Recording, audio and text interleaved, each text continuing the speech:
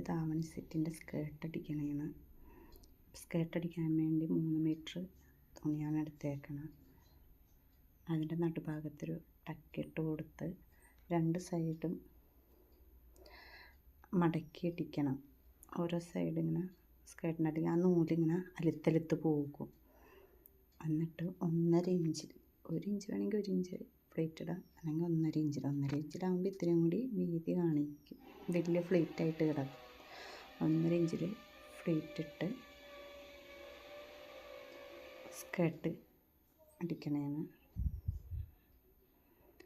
അത് കഴിഞ്ഞ് അതിൻ്റെ ഒപ്പം തന്നെ അതേ മെറ്റീരിയൽ കൊണ്ട് തന്നെ ഷോളും അടിച്ചെടുത്തിട്ടുണ്ട്.